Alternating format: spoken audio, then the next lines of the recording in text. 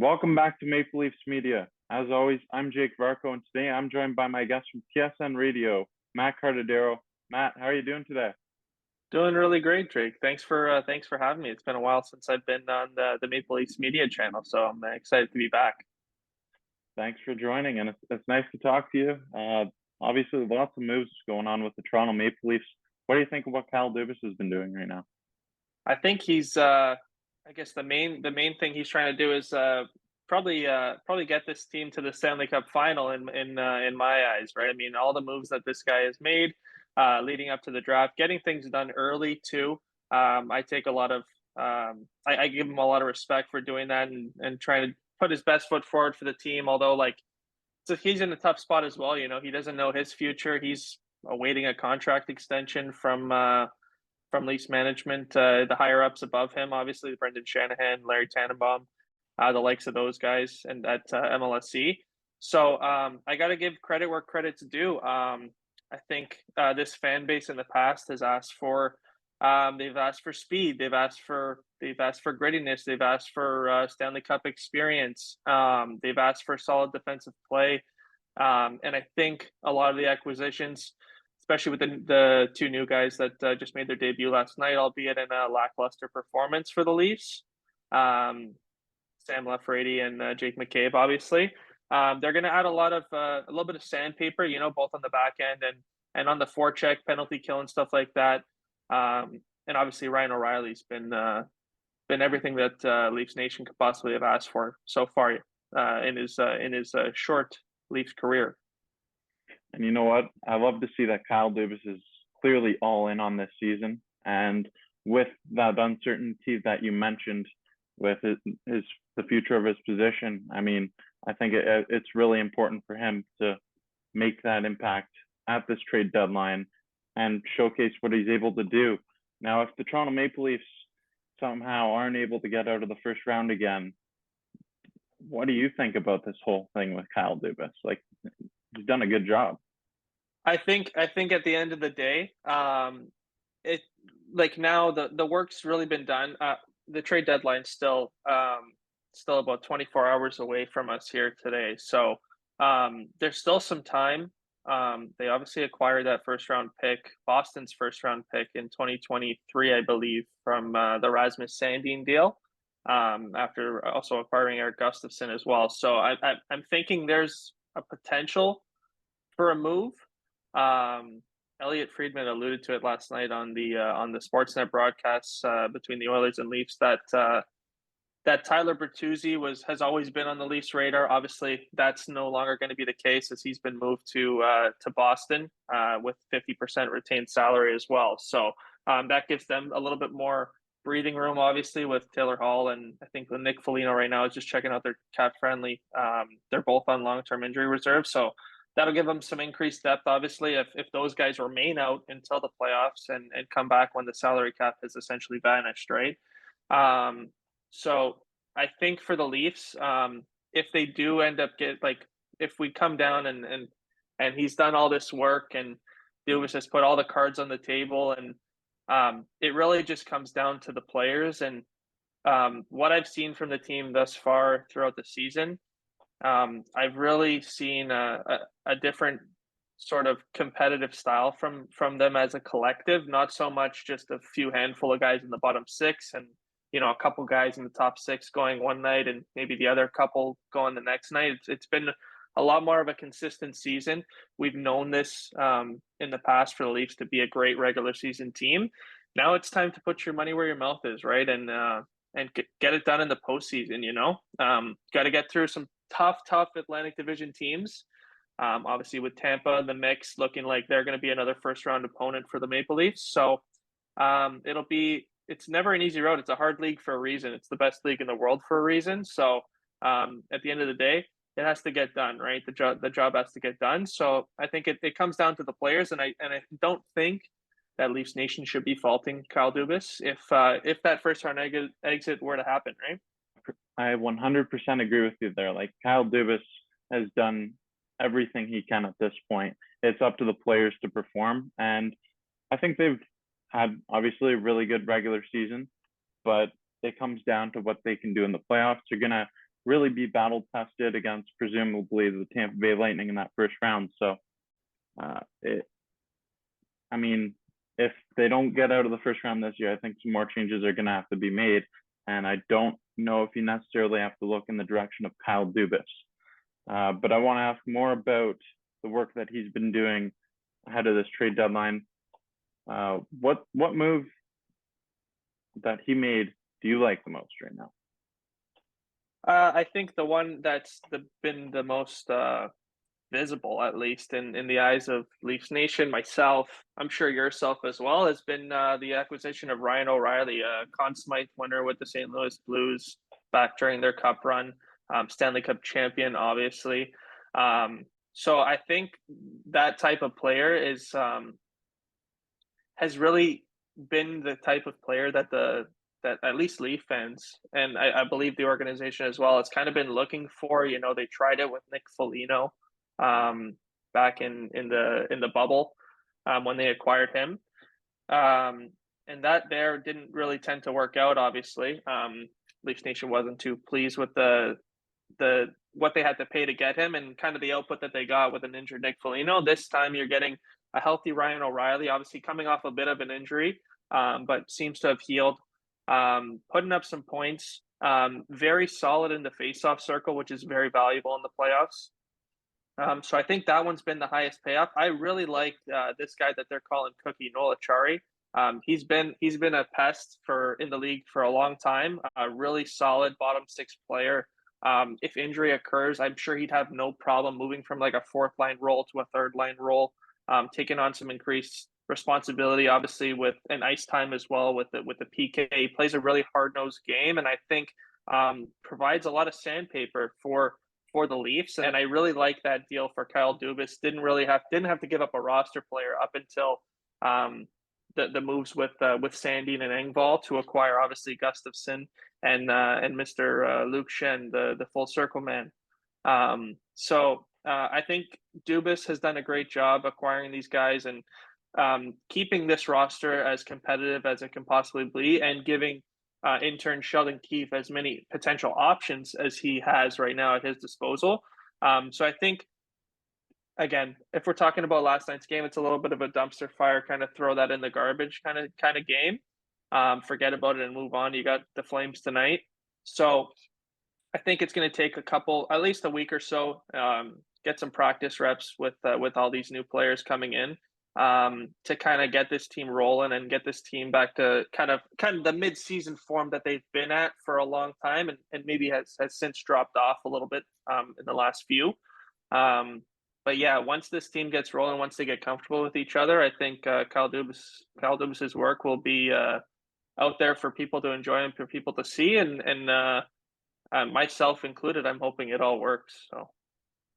And I really also love the Ryan O'Reilly acquisition. I mean, I obviously former Conn Smythe winner, former Stanley Cup champion. He's someone who can make a big impact on a team. And I think when you compare him to like Nick Foligno and other moves that have been made in years past, it's not really comparable. Ryan O'Reilly is just, he has a higher impact than those two. Great two-way forward, great in the face-off circle.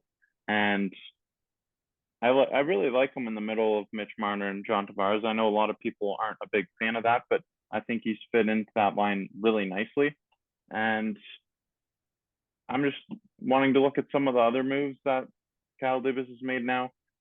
This week specifically has been hectic. Monday made a move acquiring Jake McCabe and Sam Lafferty. And then on Tuesday, 3 more trades, which that was some crazy time going. I had to race back here on my lunch break to make some videos. But so when you look at some of the moves that were made on the blue line and all the depth that they have on the blue line, that's really something that I love to see, considering that's been a weak spot for the Maple Leafs in years past, especially when Jake Muzzin has been going down in the playoffs. And this year, Jake Muzzin's not going to be there. It's a revamped defensive unit. Who do you see as the odd man out on this blue line going forward? I think it's the guy that you saw drop the mitts last night that doesn't necessarily drop the mitts. Unrestricted free agent coming up this summer.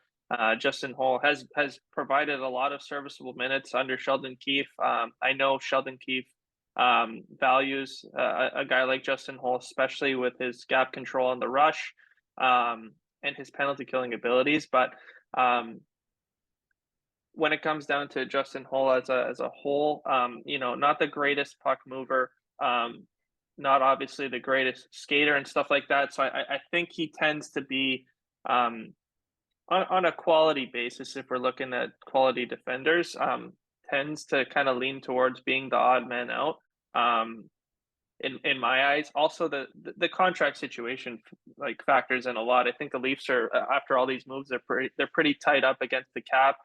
Obviously, still with Matt Murray on LTIR. I do see with those 9 NHL defensemen that they currently have on their roster, him potentially being one that moves out. Liljegren was a little banged up last night too, so it's something to keep an eye on. You know what? Like if Liljegren maybe is out for a short period of time, maybe they kind of lean more towards the way of holding on to a guy like a Justin Holl, who's obviously very serviceable and can kind of plug into. I know most people probably wouldn't like him playing with Morgan Rielly, but most of those pairings, like he can slot in on the right side, kind of no problem. Knows the system. Obviously, he's been here, been a Toronto Marley, so played under Sheldon Keefe for many years. So I think there's a lot of familiarity there, but I think at the end of the day, he's going to be a UFA come the summer. So I don't foresee them in the business of re-signing a guy like a Justin Holl. Obviously, with the extension of Connor Timmins. Who knows? Maybe Luke Shen resigns in Toronto too. We haven't seen him even play in a Leafs uniform yet. Obviously, the second time around, but there's a lot of options there for Keefe to kind of run with. A lot of balance between left-handed shots and right-handed shots. Guys that are left-handed that can play the right side. So I think Dubas has kind of given Keefe a lot of options. So we'll see how they tend to roll out. And when 3:00 tomorrow hits, we'll see if I'm correct in saying maybe he is the odd man out, or maybe I'm just full of it. I have no idea what I'm talking about. Well, you know what? I agree with you. I think Justin Holl's clearly the odd man out here. Like you have Connor Timmins, but he's like a depth defenseman. Justin Holl, you think would be the odd man out. He has a higher cap hit and unrestricted free agent at the end of the season, and he is someone who probably carries a little more trade value than a guy like Connor Timmins with that right-handed shot and all that NHL experience. And with that, you could potentially look into bringing another piece to solidify this team, or you could just offload some more cap space, make things easier to reactivate Matt Murray when he's healthy. If they're able to swing a deal and bring in another player, what position would you like to see them at? I've been waiting for you to ask me that. Actually, I think it's very clear that not only the fan base is very interested in seeing a top 6 winger come in, because we talked a little bit about Ryan O'Reilly, or you touched on it with the Ryan O'Reilly situation down the middle between Tavares and Marner. Really like the line. Kind of think that any of those guys, when it comes down to Bunting, Matthews, Marner, Nylander, Tavares, and O'Reilly, you can kind of filter in and move guys up, move guys down as you wish. I would like to see a guy like Ryan O'Reilly in the third line center role personally, just because I think it kind of. I've always been a fan of kind of spreading out the wealth a little bit in your lineup, and I think that helps them with obviously the depth of their team and kind of gives a little bit more offensive prowess to the bottom 6, at least on the third line. I don't know if you noticed last night, but he threw a line together. Keefe did anyways, with Kerfoot, Lafferty, and Ryan O'Reilly, and they had like I would say like 5 or 6 like solid shifts that they were. Obviously not generating scoring, not scoring any goals or getting on the score sheet, but definitely putting together some plays and looked like they were a half decent unit that could potentially work. I'm interested to see if he goes with that lineup tonight, and potentially we see John Tavares back in the center position for the first time in a little bit here since the acquisition of Ryan O'Reilly, obviously. So I think Tavares's game and Ryan O'Reilly's game are very, very similar. They have similar skating styles. It's very similar numbers as well, 91 and 90. So almost looking out there on the broadcast, kind of it's like, oh, is that Tavares? Is there a C on the jersey? It's like, or is that O'Reilly? So they are very, very similar players, and they play a similar game. So I think that would be a little bit of a nicer situation, obviously, if Keefe were to kind of balance that out and split those two guys up. And Ryan O'Reilly's no slouch offensively, obviously, so he can create plays. He could drive plays on his own as well. And I think with speed on his wings, he'll be able to kind of come in as the late guy and use that lethal shot of his. So I do think that a player that they would have to bring in would be a forward position if possible.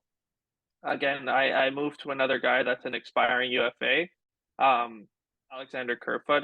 He does bring a lot of speed, obviously, in their bottom six. I don't really think it's been tried many times with Kerfoot in the top six, and it's always a little bit more of a short-term fix, and doesn't really seem to stick after a short period of time, anyways, maybe a handful of games, 5-6 game periods at a time. So I think if they were to bring in someone, I think they'd have to obviously move some money out. So I would point to potentially an Alexander Kerfoot and a Justin Holl being included in a deal to potentially acquire a guy that can definitely play in your top six left winger position. And then by doing so, you are then opening up like a potential third or ideally third line, potentially fourth line left wing spot for an NCAA player called Matthew Nyes. So I think he's going to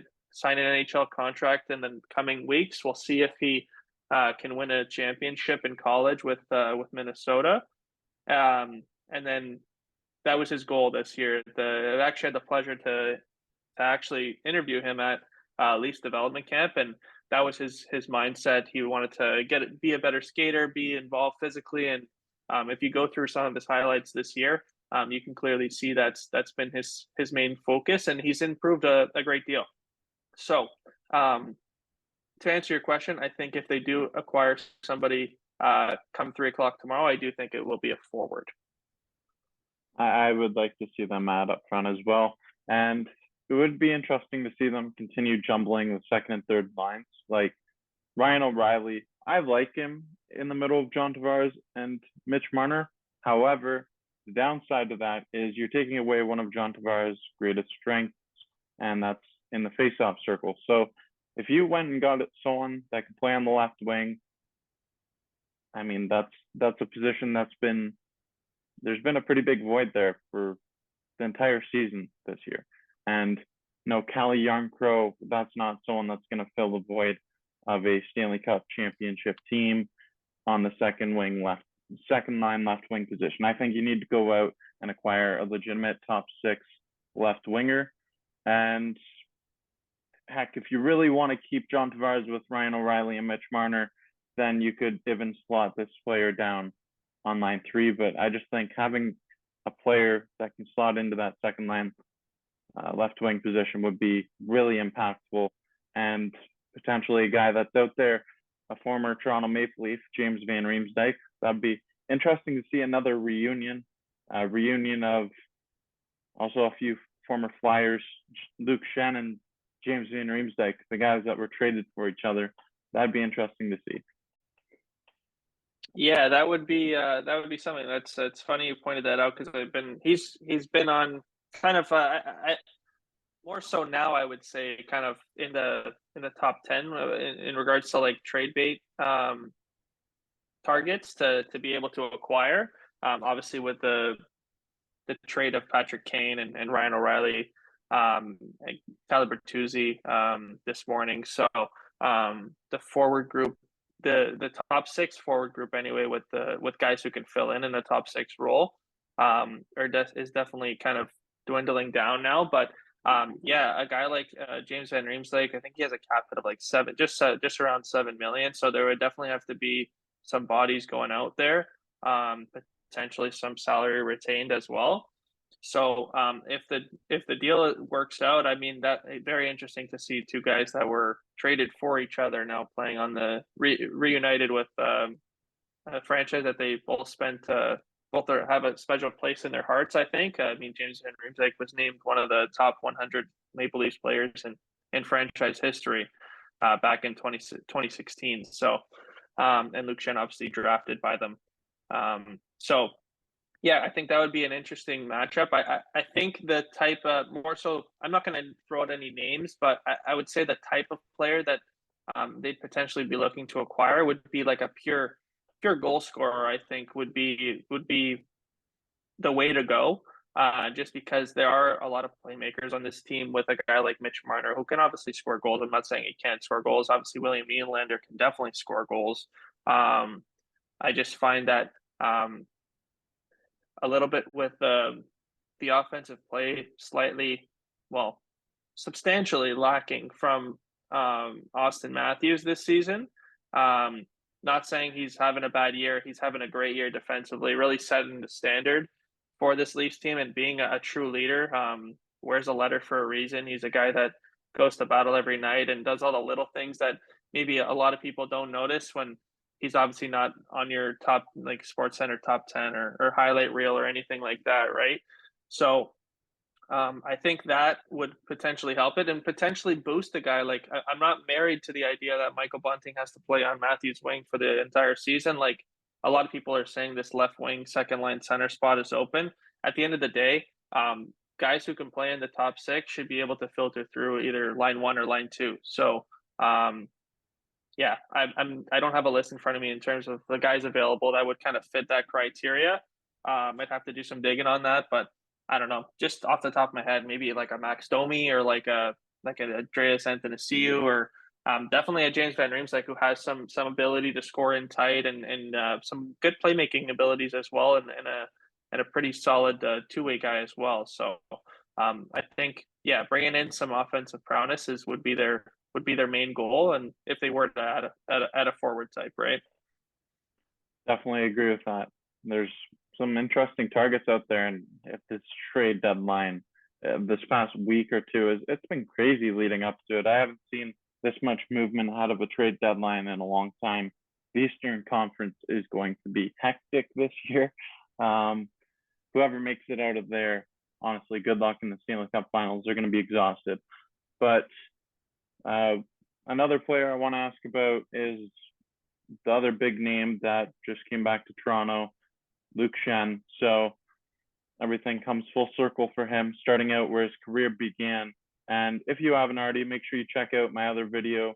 I just made a career about the career path of Luke Schenn, and it's really interesting. He's played for 15 NHL seasons, 7 years, or 7 different teams. He's an NHL journeyman, and he's had some real lows in his career. Kind of picked things back up with Tampa Bay Lightning a few years back, winning back-to-back Stanley Cup championships. Matt, what do you think the impact of a move like Luke Schenn is for this team? Before I answer that question, I would like to also just give a follow-up on what you just said regarding your video that you put out about Luke Schenn and his career. I personally watched it the other day, and I was kind of shocked to see that. Like, I didn't even realize that Luke Schenn at one point played for the LA Kings and even Anaheim. I don't even recall it. I'm a pretty avid NHL watcher, and those things had just completely kind of slipped my mind. I think when he won those back-to-back cups with Tampa, I was just like, he's probably been with Tampa for a couple, like 3-4 seasons now. But yeah, I don't even. So yeah, it's. I would say definitely go check out Jake's video on the NHL career of Luke Schenn. It's pretty interesting and kind of might shock you or test your NHL knowledge, anyways, for sure. So to answer the question, I think the acquisition of Luke Schenn. Definitely a big ad for a team. I think any team we saw with Patrick Kane, very kind of irate when they traded for Vladimir Tarasenko and was obviously circling the Rangers as a potential suitor for his abilities come the deadline if he were to leave Chicago, and obviously that did pan out for him. So I think a guy like Luke Schenn, who is very outspoken about kind of definitely wanting to go back to Toronto as well, and made that clear with his agent and with Vancouver, that if that came about, he would definitely appreciate going back to Toronto. So I think having guys that want to be here, for example, an Ontario-born guy and a Ryan O'Reilly, I know we keep talking about him, but yeah, so like guys who want to obviously be within the franchise and want to help this team succeed. Again, the whole full circle moment with Luke Schenn is something special, obviously to him. I had seen something because they originally had given Mr. Jake McCabe his the number 2, and then he got a text from Luke Schenn saying if he was married to the number 2 idea, and he said no, like it's yours if you want it, and he politely made the switch to 22, as we all saw in last night's game. And Luke Schenn will definitely get his number 2. And I believe I saw a quote out there this morning on my Twitter feed, just kind of about Schenn, just kind of explaining his appreciation for that number. He actually said if and I quote, if it was any other franchise, that number wouldn't really mean too much, but because it is Toronto, like that number 2 means a lot to me, obviously, because it was the number I wore when I first got here. So I think that sends a big message that this guy wants to compete for the franchise and wants to be a factor. I think he certainly will be a factor. We've seen in years past playing with guys like Victor Hedman, been playing with a guy like Quinn Hughes this season as well. Could potentially suit in beside Morgan Riley. Leads the league in NHL hits. So definitely adding a lot of defensive prowess on the Leafs back end, and I think it's going to be a great addition for this franchise. I think he wants to be here. I think he wants to have a chance to go for a cup run with the team that drafted him. So it only costs Leafs a 3rd round pick. He makes $800,000 against the cap. A+ acquisition in my eyes. Yeah, I love the move bringing back Luke Schenn. Is like there's so much movement going on that day, and right after the Pierre Engvall trade, it's like, okay, getting rid of Sandin and Engvall, something else is coming, and it ended up being Luke Schenn. That was an awesome moment for a lot of Toronto Maple Leafs fans, and I'm not sure how many fans have Luke Schenn jerseys to recycle, but I'm sure some will be broken out, and that's always nice to see something like that. And with that right-handed shot, that's something that the Toronto Maple Leafs, we've heard for years about. They should go get a right-handed shot defenseman. It's such a valuable asset having that right-handed shot on the blue line. And you can pair him up with Morgan Riley. You can pair him up with just about anybody that can play with that shoots left on this blue line. So it's going to be interesting to see where he slots into the lineup. And he's traveled with the team. He was in Edmonton last night, so could see him make his Maple Leafs secondary debut here in Calgary. So that'll be interesting to see for sure. I'm really looking forward to seeing Luke Schenn back in the blue and white uniform for sure. Matt, yeah, that might be a good Twitter poll. Maybe let's see how many Luke Schenn jerseys will be recycled. Let's see how many people have their hands on one of those for sure. That'd be interesting. It would be interesting for sure. Matt, I want to ask one more question from you. So obviously tons of movement for the Toronto Maple Leafs, and they're all in on this season. That's something that you love to see for sure. They only have 3 draft picks coming up this off season, and it's 3 or 4 the year after. Is that something that worries you at all? I don't necessarily think that's going to be the case, that they remain with 3 draft picks. The Leafs are always very, very active when it comes to the actual NHL draft day, and there always tends to be a team that are always kind of moving up, whether it be like trading a 1st round pick to essentially get like a 2nd and a 3rd or something in that kind of fashion. So I think they'll do the best they can to potentially acquire potentially acquire more draft picks as early as this coming draft, because we all know it's a pretty deep draft and there's a lot of good young prospects out there waiting to be drafted that potentially could fit the bill for the Leafs development staff. They've obviously done a lot of work over the course of a season, and it would be shameful for all that work to go wasted and not be able to obviously have the tools being draft picks to essentially pick those types of prospects. So I do think they recoup a few. Don't know if it's going to be. I don't foresee it being a first round pick or maybe even a second round pick, but I think at the very least they'll try and acquire something within anywhere between 3 and 5 or 3 and 6, even the 7th rounder if they like people on. And we've seen a lot of players that have been drafted by Toronto in the 5th and 6th round, even 4th round, stuff like that. Engvall, I believe, was a 7th round pick. Don't quote me on that. I believe he was traded within the last few days, like a Pavel Gogolev, Mikhail Abramov for obviously for the Ryan O'Reilly deal. Guys who have developed as everyday and AHL players who could definitely have the potential to play in an NHL lineup. So I think even if it's not the flashy first round, second round pick, the Leafs definitely do something to recoup their draft picks that they've lost. And they've always done a good job in recent years in utilizing their draft picks as assets and keeping this team competitive for every season that I've been avidly watching for the last I would say like 10 years or so. Like well, maybe not 10 years, but at least the Austin Matthews era, they've been a very competitive team. Haven't missed the playoffs, obviously.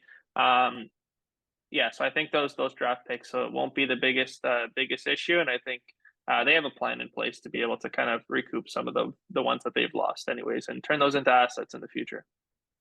You know what? You make a really interesting point about how the Toronto Maple Leafs are always pretty active right around the NHL draft, and that's largely in part due to the way that this team has been constructed, really tied up against the cap. They're gonna have to move pieces out at the end of the season. So yeah, that's an interesting point you bring up. And honestly, they could trade all their draft picks this year. I'm not really too worried about it. Like the way I'm looking at it is, I just want to see what this team can do. I want to see how far this team can go, how much success they can have, and the comparison that I drew a few videos back was this team's like all in, and it kind of reminds me of what the Los Angeles Rams did last year when they won the Super Bowl. Like they traded first round draft picks for years out, and they just loaded up, and that they became basically close to unbeatable, ended up winning the Super Bowl.